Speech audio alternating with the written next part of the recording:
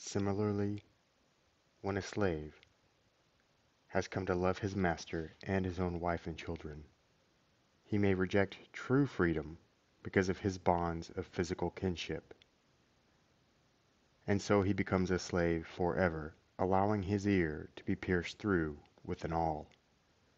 Exodus 21, verse 6. He will never hear the word that can set him free, but will remain perpetually a slave in his love for present things. This is why the law commanded that a woman's hand should be cut off if she seized hold of the genitals of a man who was fighting with another. Deuteronomy chapter 25, verse 11.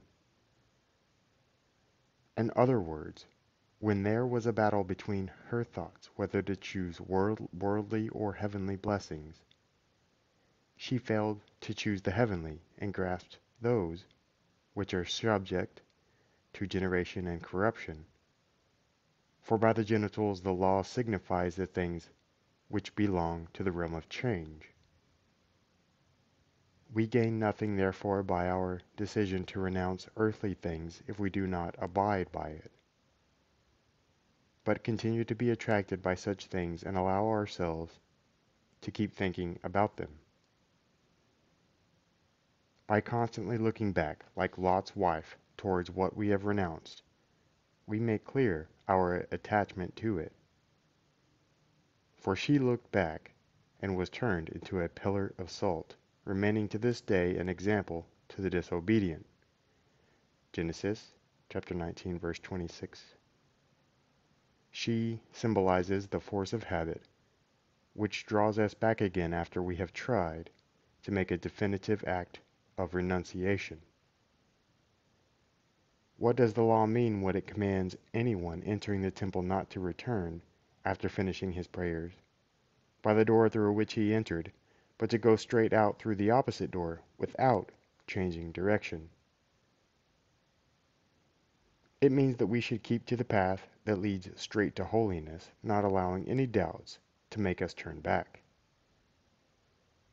By habitually thinking about what we have left behind, we undermine our determination to advance, and we are pulled in the opposite direction, returning to our old sins. It is a terrible thing when the force of habit holds us fast, not allowing us to rise to the state of virtue which we possessed initially. For habit leads to a set disposition, and this in turn becomes what may be called second nature, and it is hard to shift and alter nature. For though it may yield a little to pressure, it quickly reasserts itself. It may be shaken and forced to give way, but it is not permanently changed, unless through prolonged effort we retrace our steps, abandoning our bad habits and returning to the state of virtue we possessed when we first made our renunciation. The soul that succumbs to past habits and gives all its attention to material things, which lack true reality, is like Rachel, sitting on Laban's idols. It does not listen to the teaching which would raise it up to higher things, but says like Rachel, I cannot rise up before you, for the custom of women is upon me. Genesis chapter 31, verse 35. For the soul which has long been brooding on the things of this life is indeed sitting on idols. Insubstantial in themselves, these idols are given substance by human artifice.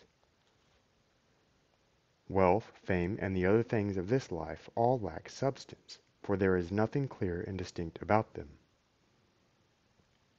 They possess a specious resemblance to reality, but change from day to day.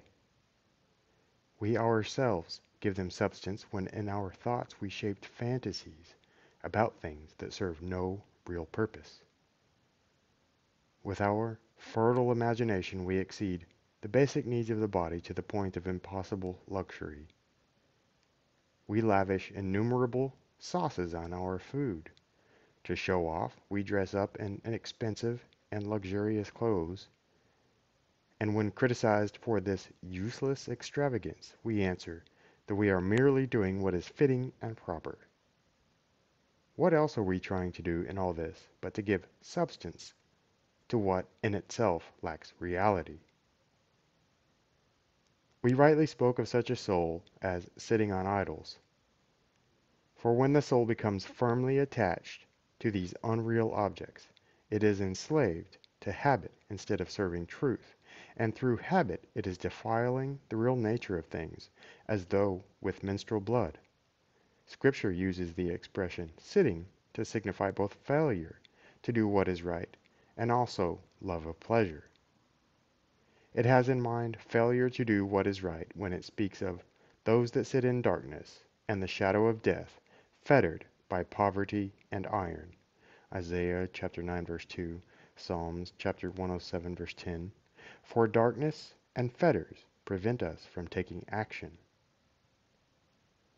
And it has in mind love of pleasure when it speaks of those who in their hearts turned back toward Egypt and said one to another, "We remembered how we sat by the flesh pots and ate our fill of meat."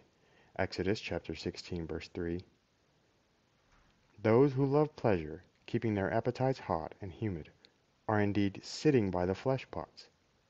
For gluttony engenders love of pleasure, and many other passions as well. It is the root from which the rest of the passions spring up in vigorous growth, little by little, developing as suckers alongside the mother tree and putting out branches of evil that reach up to the sky.